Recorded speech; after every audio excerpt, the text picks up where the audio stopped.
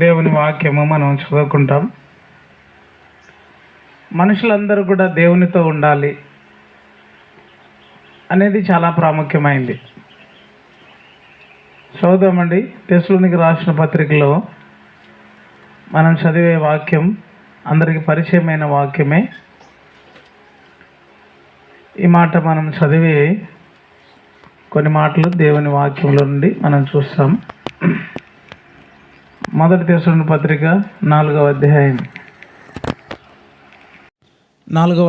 17వ వచనం అందరం కలిసి చదువుదాం. మొదటి తెస్సలోనికీయులకు పత్రిక 4వ అధ్యాయం 17వ వచనం.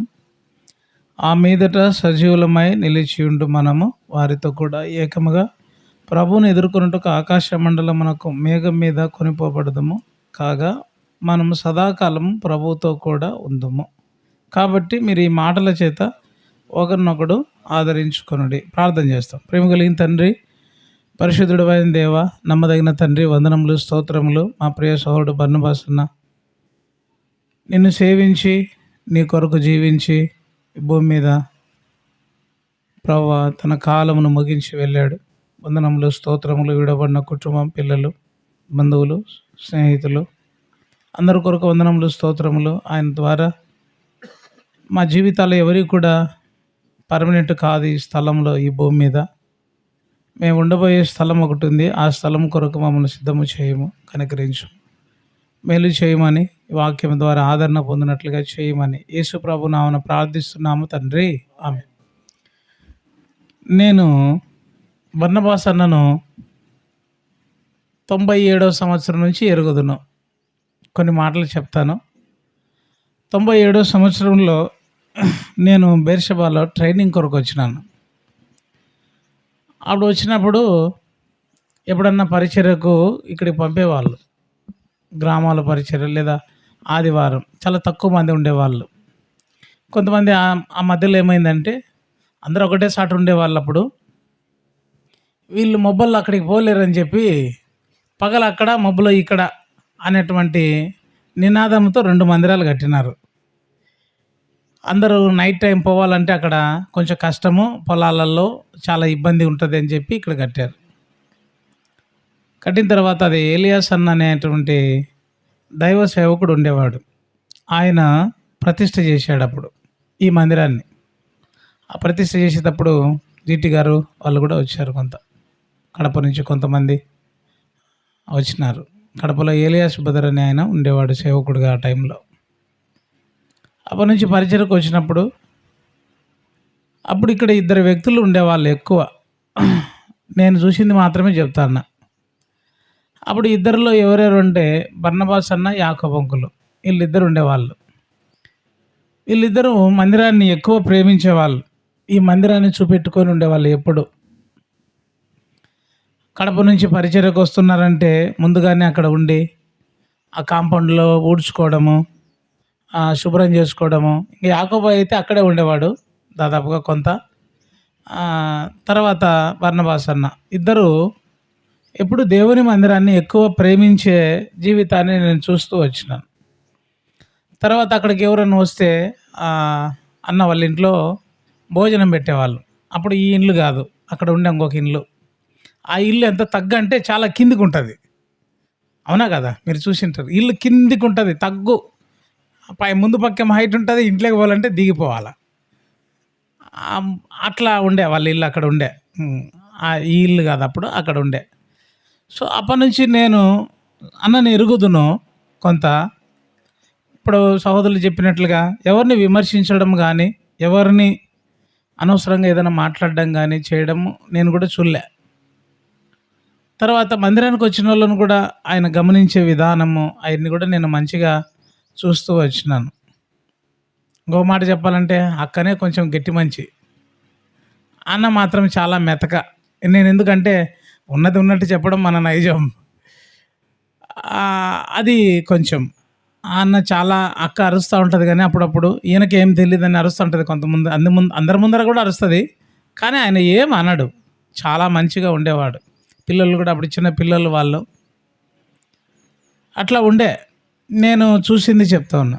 కానీ దేవుని మందిరాన్ని ఎక్కువగా ప్రేమించి దేవుని సేవ చేయాలా అన్నటువంటి ఆశ ఉండేది. తను పని చేసుకొని, పొలం పని చేసుకొని, తర్వాత ఉద్యోగం, చిన్న ఉద్యోగము చేసుకుంటా ఉన్నప్పటికీ కూడా ఎక్కువ దేవుని మందిరం పట్ల ఆశ కలిగిన వాడుగా నేను కూడా చూస్తూ వచ్చినాను. తర్వాత కాలంలో సేవకు తీర్మానం చేసుకొని రావడం, ఆయా స్థలాల్లో దేవుని సేవించడం, తర్వాత ఆ పెరాలసిస్ అనేది కొంత అటాక్ చేయడం, ఆరోగ్యరీత్యా కొంచెం దెబ్బతిన్నాడు. అయినా కూడా తను దేవుని మందిరంను చూసేవాడు. ఒకరోజైతే సిఎంసి ఏలూరులో ఆ బ్యాగ్ వేసుకున్నాడు. నేను ఈ సిఎంసి ఏలూరుకు పోయినా, ఒక పని కొరకు పోయినా. ఆ సిఎంసి ఏలూరుకు వచ్చినారు వీళ్ళు. నాకు వీళ్ళు పోయింది తెలీదు, నేను వేరే వాళ్ళని తీసుకొని పోయిన హాస్పిటల్కు. అప్పుడు పోతే వీళ్ళు ఆవరణంలో కూర్చొని ఉన్నారు. ఎవరు పట్టించుకునే దిక్కుండరు అక్కడ. ఎవరు, మనకు భాష రాదు, మనకు తెలుగాయా అది తమిళాయా, ఎవరు పట్టించుకోరు. సో చాలా ఓపిక. అంటే మరలా ఎక్కడికైనా పడినా మామూలుగా నేను ఆయన దగ్గర చిన్నోనే, కానీ అన్నానే పిలుస్తాడు. విజయ్ కుమార్ అని కూడా పిలవాడు. అన్న బాగుండరా, అక్క పిల్లలు బాగుండరా, అట్లే మాట్లాడతాడు. అంటే ఆయన మాట కూడా ఎట్లుంటుందంటే ఉప్పు వేసినట్లుగా ఉంటుంది. అంటే రుచికరంగా ఉంటుంది. ఏదో కఠినంగా ఉండదు, కానీ ఉప్పు వేసినట్లుగా సాధకం మంచిగా ఇంకా కొంచెం మాట్లాడదాము ఈ వ్యక్తితో అనేటట్లుగా ఉంటుంది. కొంతమందితో మాట్లాడాలంటే విసుకొస్తుంది, ఎందుకులే ఈయన దగ్గర వెళ్ళిపోవడం మంచిది అన్నట్టు ఉంటుంది. కానీ ఆయన అలాగ ఉండేవాడు. సో తన జీవితాన్ని ముగించుకొని, మనం ఎవరమైనా ఒకరోజు వెళ్ళిపోతాం. మానవుని యొక్క జీవితంలో కొంతమంది దేహాన్ని వదిలిపెట్టిన వాళ్ళు, కొంతమంది అయితే దేహంలో ఉండి కూడా కొంతమంది లోపల చచ్చిపోయిన వాళ్ళుగా ఉన్నారు కొంతమంది. అందుకే దేవుని వాక్యం రాయబడింది, నువ్వు బ్రతికున్నావన్న పేరుంది కానీ నీవు మృతుడవే అని రాయబడింది. అయితే దేవుని వాక్యములో నరులు చనిపోయిన తర్వాత బ్రతుకుతారా అంటే బ్రతుకుతారు అని దేవుని వాక్యం చెప్తుంది. ఎలాగూ చూడండి, దేవుని యొక్క వాక్యం చూద్దాం. మాటలు మనం గుర్తు చేసుకొని, మనం కొన్ని మాటలే మనం ఆధారం చేసుకొని, యోబు గ్రంథం, దేవుని యొక్క వాక్యంలో యోబు గ్రంథంలో ఈ మాట మనం చూస్తాం. 14వ అధ్యాయం 14వ వచనం. యోబు గ్రంథం 14:14. మరణమైన తర్వాత నరులు బ్రతుకుదురా, అలాగుండిన ఎడల నాకు విడుదల కలుగు వరకు నా యుద్ధ దినములన్నీ నేను కనిపెట్టుకొని ఎందును. ఇక్కడ ఏంటంటే ఒక ప్రశ్న ఉంది, మరణమైన తర్వాత నరులు బ్రతుకుతారా? ఈ ప్రశ్న మనకు జవాబు చాలా అవసరం. ఇప్పుడు మన సహోదరుడు బర్నబాస్ గారు కూడా ప్రభు యొక్క మహిమలోనికి వెళ్ళిపోయినారు. ప్రభు మహిమలోనికి వెళ్ళిపోయినటువంటి ఈ పరిస్థితుల్లో దేవుని వాక్యం మనకి ఏ జ్ఞాపం చేస్తుందంటే, మరణమైన తర్వాత నరులు మరలా బ్రతుకుతారా? ఇది అందరికీ చాలా సంశయం. ఇంకా చనిపోయినాడు మళ్ళీ ఎట్లా బతుకుతాడయ్యా, అయిపోయింది, ఇంకా అంతటితోనే అయిపోయింది జీవితం అని అనుకునే వాళ్ళు చాలామంది ఉంటారు. కానీ మన జీవితం అలాంటిది కాదు. ఏంటంటే మరలా బ్రతుకుతారనేది దేవుని వాక్యం చెప్తుంది. ఎలాగూ ఇక్కడే ఈ అధ్యాయంలోనే కొన్ని విషయాలు మనకు గుర్తు చేయబడతాయి. చూద్దామండి. దానికి జవాబుగా యోబు గ్రంథకర్తకి రాశాడు. 7వ వచనం చూద్దామండి. 7వ వచనం నుంచి, వృక్షము నరకబడిన ఎడల అది తిరిగి చిగుర్చుననియు, దానికి లేత కొమ్మలు వేయననియు నమ్మకము కలదు. దాని వేరు భూమిలో పాతదై పోయినను, దాని అడుగు మొద్దు మంటిలో చీకిపోయినను, నీటి వాసన మాత్రము చేత అది చిగుర్చును. ఎంత అద్భుతమైన ఆన్సర్ ఇక్కడ రాయబడింది. ఒక చెట్టు నరకబడింది, పూర్తిగా మట్టిలో అయిపోయింది, దాని వేర్లు కూడా భూమిలో ఏమైపోయినాయి, చితికిపోయినాయి. ఇంకా అది మరలా బ్రతుకుతానన్నటువంటి ఆశ కూడా లేదు. అలాంటి మనం అనుకుంటాం, ఇంకేం బతుకుతుంది, అయిపోయింది దీని కథ. అందుకే చాలామంది సరే లోతుగా వెళ్ళేస్తారు.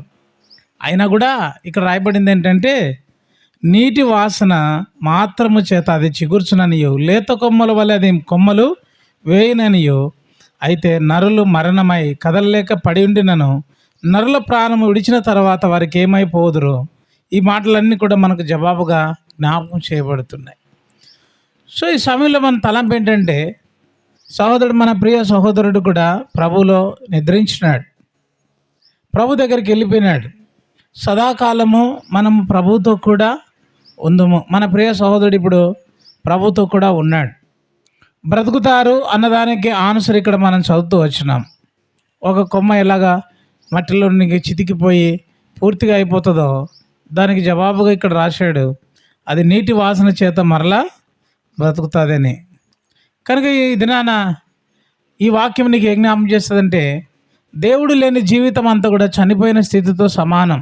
ఇది మొదటిగా మనం ఆలోచించాల. అందుకే దేవుని వాక్యం చెప్తుంది, బ్రతికున్నావు అన్న పేరుంది, నీవు మృతుడవే, ఆత్మలో చచ్చిపోయినావు. శరీరంలో బ్రతుకుతున్నావు కానీ ఆత్మలో చనిపోయినావు. మన ప్రియ సహోదరుడు శరీరీతిగా చనిపోయినాడు కానీ ఆత్మలో ఆయన ఏం కాలేదు, చనిపోలేదు. కనుక ప్రియులారా మనం జ్ఞాపం చేస్తుంటే శరీరాన్ని వదిలిపెట్టాడు, తర్వాత ఆయన ఆత్మ రూపిగా దేవుని దగ్గరికి వెళ్ళిపోయినాడు. ఆయన చనిపోయాడు అని మనం అంటున్నాం. పోయినాడు, ఎక్కడికి పోయాడు అనేది మనం చూస్తే సదాకాలము ప్రభుతో కూడా ఉందుము అనేది ఇక్కడ మనకు జవాబుగా దేవుని వాక్యము జ్ఞాపకం చేస్తుంది. కనుక ఈ సమయంలో సౌడు బర్నబాస్ అంటేనే మనకు కొన్ని విషయాలు గుర్తు చేయబడతాయి. మొదటిది దేవుని వాక్యంలో మనం చూస్తాం. బర్నబా ఆయన ద్వారా జరిగినటువంటి కొన్ని కార్యాలు బైబిల్లో నుండి మనం చూస్తాం. ఆయన సదాకాలం ప్రభుతో ఉన్నాడు. ప్రభుతో ఉండక ముందు తన పరిచర్య ఏంటి, తన సేవ ఏంటి అనేది మనం చూస్తాం. అపోస్తుల కార్యములు, దేవుని యొక్క వాక్యంలో అపోస్తుల కార్యములు మనం ఇక్కడ పరిచయమైనటువంటి మాటలే మనం చూస్తాం ఆయన గురించి. కనుక 4వ అధ్యాయం 36వ వచనం, అపోస్తుల కార్యం 4:36. కుప్రాలో పుట్టిన లేవిడగు యోసేపు అను ఒకడు ఉండెను, అతనికి అపోస్తులను హెచ్చరిక పుత్రుడు అనియు అర్థమిచ్చు బర్నబా అను పేరు పెట్టి ఉండ్రి. ఇతడు భూమి గలవాడై ఉండి దాన్ని అమ్మి దాని వల్ల కొంత తెచ్చి అపోస్తుల పాదం మీద పెట్టాడు. ఇక్కడ బర్నబా అంటే ఆదరణ పుత్రుడు లేదా హెచ్చరిక పుత్రుడు అని మనం చూస్తాం. తన జీవితంలో అనేకులను ఆదరించినటువంటి వ్యక్తిగా మనం చూస్తాం. ఎవరిని ఆదరించినాడు? బైబిల్లో మనం చూస్తే ఒకానొక సమయంలో పౌలు అనేటువంటి ఒక వ్యక్తి మార్పు చెందినాడు, రక్షించబడ్డాడు. రక్షించబడిన తర్వాత ఆ వ్యక్తిని సంఘంలో చేర్చుకోవడానికి అందరూ భయపడినారు. ఎందుకంటే అంతకుముందు అతడు సంఘాన్ని ఏం చేసినాడు? హింసించినాడు, చాలా బాధ పెట్టాడు, సంఘాన్ని అనేకులను చంపినాడు. ఇలాంటి వ్యక్తి మార్పు చెందుతారంటే ఎవరు నమ్ముతారు? ఎవరు ఇలాంటి వ్యక్తిని మరలా చేర్చుకుంటారు? ఈ వ్యక్తి ఏ ఆలోచనతో వచ్చినాడు సంఘంలోనికి, ఏ ఉద్దేశంతో వచ్చినాడని చెప్పి అనేకులు భయపడుతూ ఉన్న సమయంలో ఇదే బర్నబా ఏం చేశాడంటే ఆ పౌలును తీసుకొని వచ్చి అపోస్తులతో కలిపాడు. 9వ అధ్యాయం, అపోస్తుల కార్యములు 9వ అధ్యాయం. ఇది అతని జీవితంలో ఉన్నటువంటి గొప్ప ఆదరణ కొరకైనటువంటి కూడికగా మనం చూస్తాం. ఆదరణించుట అనే మాట మనం చూస్తాం. 9వ అధ్యాయం చూడండి, 27వ వచనం.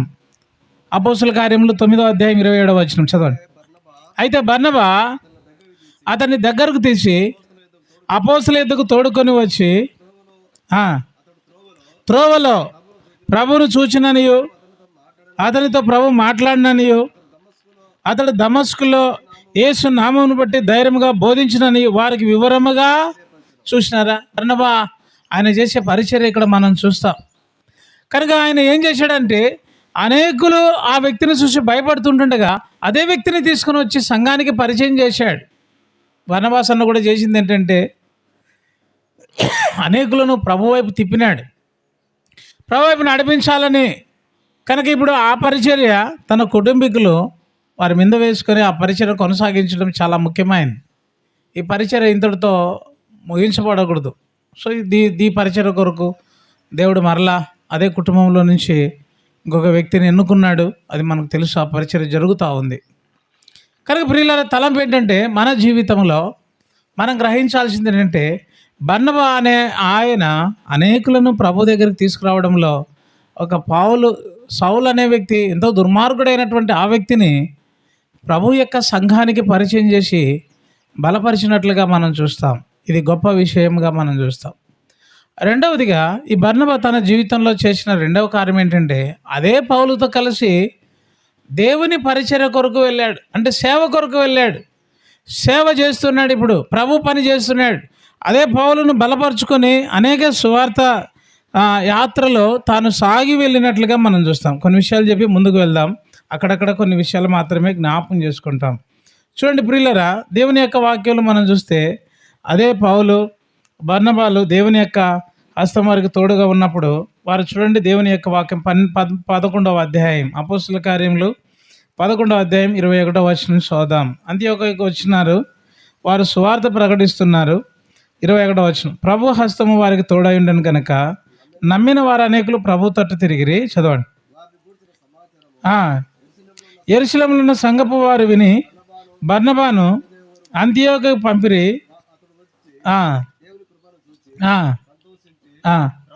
స్థిర హృదయంతో హత్తుకొని వాళ్ళని అందరినీ కనుక ఏంటంటే బలపరిచినాడు. ఆదరించడమే కాదు, అనేకులను ఏం చేస్తున్నాడు? బర్నబా బలపరుస్తున్నాడు. ఎవరైతే ప్రభు నమ్మారో, మారు మనసు పొందినారో, రక్షించబడ్డారో, ఎవరైతే వారు కొత్తగా నూతన అనుభవంలోనికి వచ్చినారో, ఈ బర్నబా ఏం చేస్తున్నాడంటే వారు ప్రభువును హత్తుకోవాలి, స్థిర హృదయంతో హత్తుకోవాలని చెప్పి ఏం చేస్తున్నాడంటే హెచ్చరిక చేస్తున్నాడు. అందుకే బర్నబా అంటే హెచ్చరిక పుత్రుడు. చదువుదాం మరలా 23వ వచనం, 22, 23 అందరం చదువుదాం. అపోస్తల కార్యములు 11వ అధ్యాయం 22, 23. వారిని గూర్చిన సమాచారం యెరూషలేములో ఉన్న సంఘపు వారు విని బర్నబాను అంతియోకయ వరకు పంపిరి. అతడు వచ్చి దేవుని కృపను చూసి సంతోషించి ప్రభువును స్థిర హృదయంతో హత్తుకున్న వాళ్ళని అందరినీ హెచ్చరించి. ప్రియులారా, బర్నబా చేసిన రెండవ పని ఏంటంటే సంఘములో ఉండే ఎవరైతే నూతనంగా ప్రభువుని నమ్మారో వారిని అందరినీ బలపరుస్తున్నాడు. కనుక ఈ మన సహోదరుడు బర్నబాసన ద్వారా మనం నేర్చుకునేది ఏంటంటే ఆయనలో ఆ బర్నబా అనే పేరు ఆయనకు తగినట్టుగా జీవించాడు, అనేకులను బలపరిచినాడు ప్రభు కొరకు. ఎందుకంటే ఈ లోకం యోగ్యమైంది కాదు, తెలుసు, అందరికీ తెలుసు. మనం అందరం ఇదేదో అది నాది, ఇది నాది, ఇది నాది, ఇది నాది కొట్టుకొని చేస్తున్నారు, కానీ ఏది మంది కాదు. అందరి లోకాన్ని విడిచిపెట్టి వెళ్ళవలసిందే. కనుక ఇప్పుడు ఏం చేయాలా? అందరినీ బలపరిచే జీవితం చాలా ముఖ్యమైనది. సో ఈ పరిచర్య అందరితో ఆగిపోకూడదు. కనుక ఈ యొక్క మిడుతూరులో దేవుని పని ఇంకా బలంగా వ్యాపింప చేయబడాలనేది చాలా ప్రాముఖ్యమైనది. ఆ పరిచర్యలో పౌలుతో కలిసి పరిచర్య చేసేటప్పుడు చాలా దెబ్బలు కూడా పడ్డాయి వాళ్ళకు. పౌలు చాలా దెబ్బలు తిన్నాడు ఆ పరిచర్యలో. బర్నబా కూడా కలిసి ఉన్నట్లుగా మనము ఈ తర్వాత అధ్యాయాల్లో మనం చూస్తూ ఉన్నాం. ప్రియులారా, మనం జ్ఞాపకం చేసుకునేది ఏంటంటే ఆయన ప్రభు సేవలో ఉన్నాడు.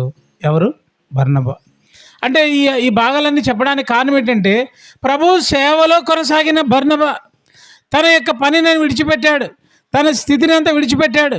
ప్రభు కొరకు బ్రతకాలని, ప్రభు సేవలో ఉండాలని, ప్రభు పనిలో ఉండాలని, ప్రభు కొరకే బ్రతకాలని, ఆ మిగిలిన జీవితం దేవుని కొరకు జీవించి చనిపోవాలన్నటువంటి గొప్ప కోరిక కలిగినటువంటి వ్యక్తిగా తాను కొనసాగినట్లుగా మనం చూస్తాము. ఆ పరిచర్య ద్వారా అనేకులు క్రైస్తవులుగా చేయబడ్డారు అని మనము దేవుని వాక్యం ద్వారా మనం చూస్తాం. వచ్చినాడు, అనేకులు పరిశుద్ధాత్మతో దేవుని కార్యాన్ని చెప్పాడు, అక్కడ వారికి గొప్ప పరిచర్య జరిగించినట్లుగా మనం చూస్తాం. ఇది దేవుని యొక్క వాక్యంలో మనం గ్రహించేటటువంటి వాక్యముగా మనం చూస్తాం. తర్వాత ఇదే బర్నబాను గురించి మనం చూస్తే చూడండి 13వ అధ్యాయం. 13వ అధ్యాయంలో దేవుని యొక్క వాక్యంలో మనం చూస్తే 49, 50 వచనాలు మనం చూస్తాం. 49, 50 వచనాలు చదవన్నా. ప్రభు వాక్యము ఆ ప్రదేశమంతటా వ్యాపించను కానీ యూదులు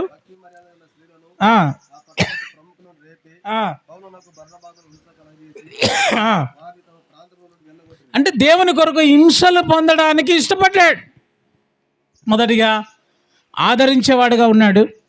రెండవదిగా అనేకులను దైవ మార్గంలో ఉండి వారిని బలపరిచి హెచ్చరించాడు. మూడవదిగా తాను దేవుని కొరకు హింసించబడ్డానికి ఇష్టపడ్డాడు. సేవలో అంటే చాలా కష్టాలు ఉంటాయి. అది ఏ చెట్టుగా గాలి అనేది మనం అంటారు కదా లోకంలో. సేవలో ఉండేవానికి తెలుస్తుంది ఆ బాధ, ఆ కష్టము, ఆ ఇబ్బంది, ఆ పోరాటం. 10 నిమిషాల్లో ముగిస్తా అన్న, ఎందుకంటే మీరు బాధపడకూడదు. నేను చెప్తా ఉంటే చాలా ఉంటాయి. బర్నబా మన జీవితంలో మనం గుర్తు చేసుకుంటే దేవుని సేవలో తాను చాలా బాధలు పడ్డాడు, హింసించబడ్డాడు. ఎవరి ద్వారా హింసించబడ్డాడు? అక్కడ మనం చూస్తే చూడండి దేవుని యొక్క వాక్యంలో కానీ యూదులు భక్తి మర్యాదలు గల స్త్రీలను ఆ పట్టణ ప్రముఖులను రేపి ఎవరు స్వజనుల ద్వారా యూదుల ద్వారానే చాలా బాధలు పొందాడు. దానికి పైన ఒక వచనం చదువుతాం, 42వ వచనం చదవండి. వారి సమాజ మందిరంలోని వారు లేచిన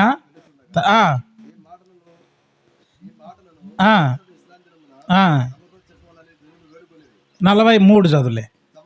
సమాజ మందిరంలోని వారు లేచిన తర్వాత అనేకులు యూదులను భక్తిగల పరుల పౌలును బర్నబాను వెంబడించిరి. దేవుని కృపయందు నిలకడగా ఉండవలసిన వారిని కనుక దేవుని సేవ జరిగిస్తూ ఉంటే హింసలు వచ్చినాయి, కష్టాలు వచ్చినాయి, బాధలు వచ్చినాయి. మన ప్రియ సహోదరుడు కూడా గునుగునూరులో సేవ చేశాడు, తర్వాత జంగాలపల్లిలో సేవ చేశాడు, తర్వాత చెర్లోపల్లె సేవ చేశాడు, తర్వాత ఇంకెక్కడ చేశాడు, ఆవుకు కదా, ఆవుకులో సేవ చేశాడు. ఎన్నో పరిస్థితులు తన జీవితంలో, ఒక పక్క శరీరం సహకరించడంలే, ఒక పక్క ఆరోగ్యం సహకరించడంలే, ఒక పక్క పిల్లలకు భవిష్యత్తు వివాహం కావాలి, వాళ్ళ గురించినటువంటి ఆలోచన, ఒక పక్క కుటుంబం చూసుకోవాలి, ఆర్థికంగా అనేక రకాలైనటువంటి పరిస్థితులు చివరి దశలో తాను ఎదుర్కొంటూ వచ్చినాడు. శరీరం సహకరించకపోయినా, పరిస్థితులు ఏమైనా, ఇబ్బందులు ఏమైనా, నా దేవుని కొరకు ఈ శరీరాన్ని నేను సమర్పించుకున్నాను, సజీవయాగముగా ఈ శరీరాన్ని సమర్పించుకొని ఆయన కొరకే నేను జీవించాలన్నటువంటి తపన తన జీవితంలో చివరి వరకు కలిగి ఉన్నాడు. అందుకే తను చెప్పగలడు, నా పరుగు నేను ముట్టించి తిని, నా విశ్వాసం నేను కాపాడుకుంటుని, నేను నా దేవుని దగ్గర ఉన్నాను అని చెప్పగలిగిన స్థితి తను కలిగి ఉన్నాడు.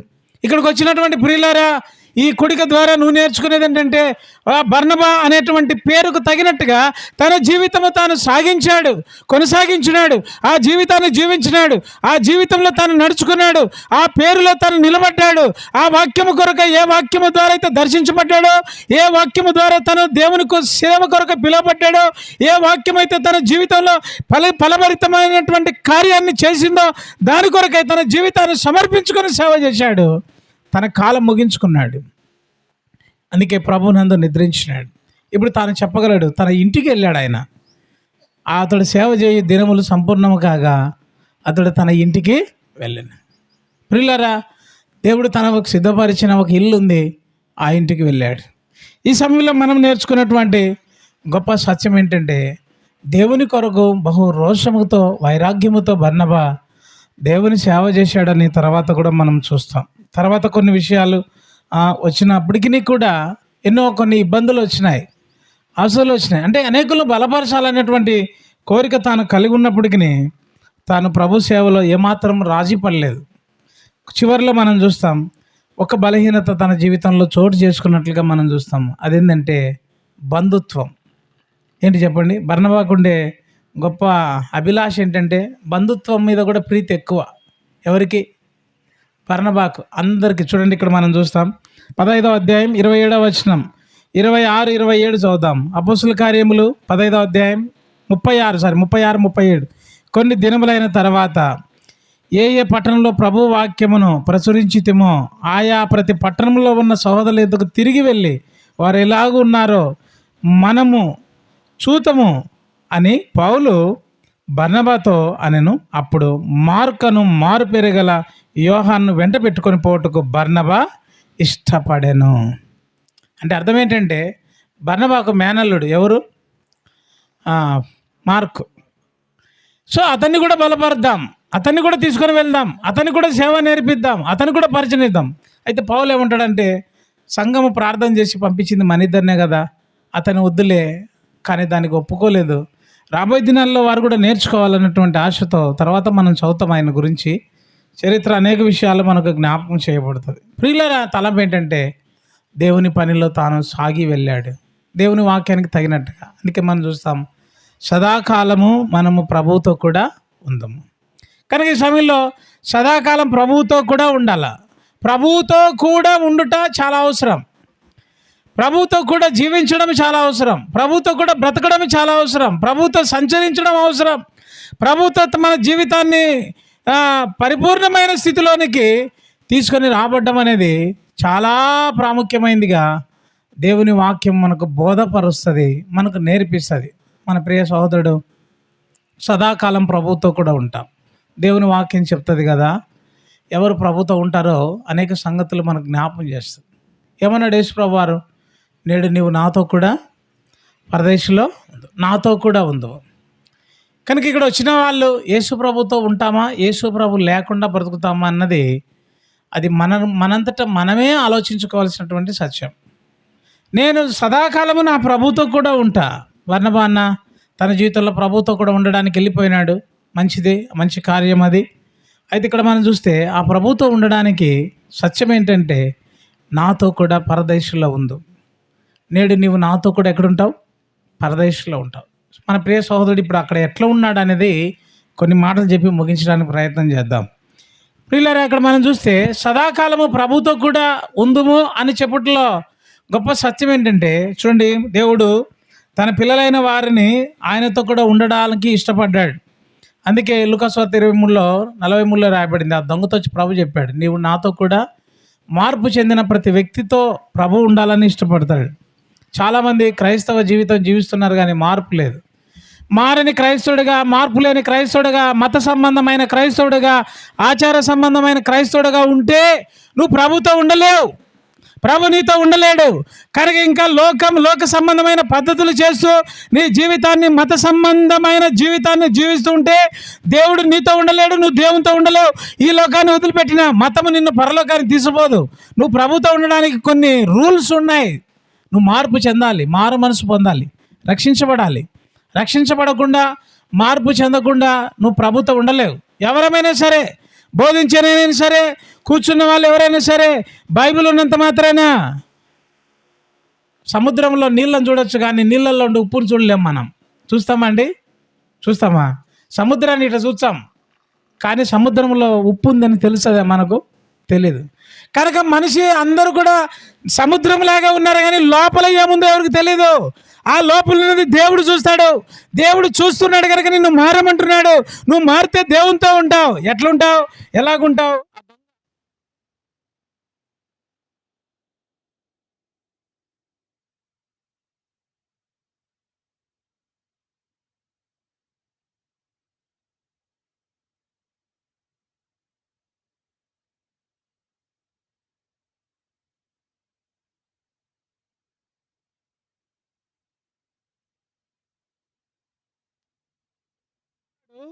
ఆత్మ సంఘములతో చెప్పుచున్నా మా వినుగాక, జయించు వానికి దేవుని పరదేశంలో ఉన్న జీవవృక్ష ఫలములు.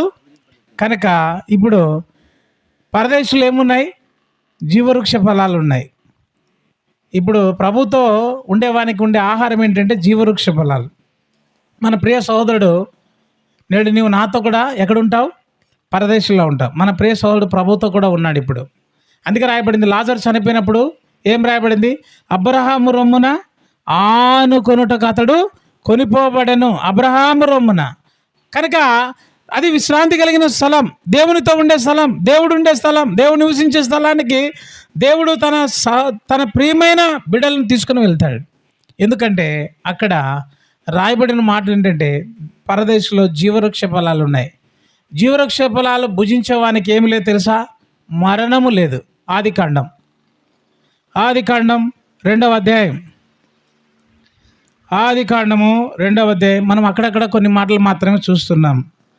ఆదికాండము 2వ అధ్యాయంలో మనకు లేదా 3వ అధ్యాయం చూడండి. 3వ అధ్యాయం ఇక్కడ మనం చదువుతాం. 22వ వచనం.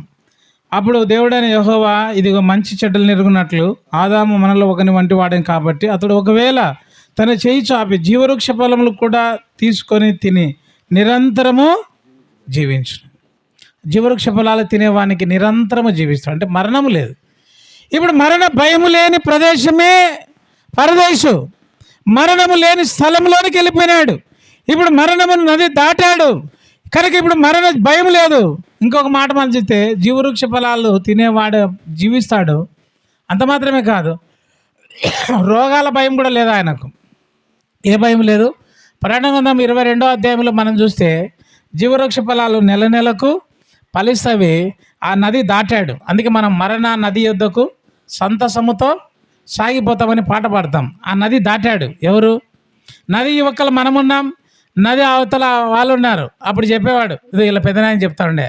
ఏమని చెప్పినాడంటే ఒకరోజు ఆయన సేవకుడు మన పెద్ద ఆయన ఏం చెప్పినాడంటే వాళ్ళమ్మ చెప్పేదంట అప్పుడు, కమలాపురం పరిచయం ప్రార్థనకు పోవాలని మందిరానికి ప్రార్థన అంటే మన భాషలో చెప్తాను. ఇప్పుడు మన అప్పుడు ప్రార్థన అంటున్నారు, ఇప్పుడు మందిరానికి పోతారు అంటారు. ఆ మందిరానికి పోయేటప్పుడు ఏరు వచ్చిందనుకో, ఈ పక్క ఏరు, అందరూ ఒకరు కొంగు ఒకరు పట్టుకొని ఒక చీర పట్టుకొని పాడుకుంటూ పోయాలంట. ఒక పాట పాడుకుంటాం, ఏమని తెలుసా? జలములలో పడి దాటున్నప్పుడు తోడై ఉండదు అనే పాట పాడుకుంటూ ఆ పక్కకు పోయాలంట. బైబిల్ అన్నీ నెత్తి మీద పెట్టుకొని మూట కట్టుకొని బైబిల్ వాళ్ళు పైన పెట్టుకొని పైట చెరువు పట్టుకొని ఒకరి చేయి ఒకరు పట్టుకొని దాటుకుంటూ పోయాలంట. ఆ నది దాటాడు ఈయన కూడా. చూడండి, పురాటన గ్రంథం 22వ అధ్యాయం. పురాటన గ్రంథం 22వ అధ్యాయంలో ఇక్కడ మనం చూస్తే ఆ మాట కూడా మనకు గుర్తు చేయబడుతుంది. 22వ అధ్యాయం 2వ వచనం మనం చదువుదామండి. ఆ పట్టణపు రాజవీధి మధ్యన ప్రవచించుట నా దూత నాకు చూపెను.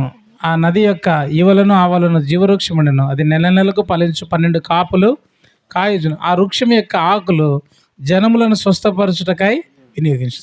రోగము లేని స్థలం అది.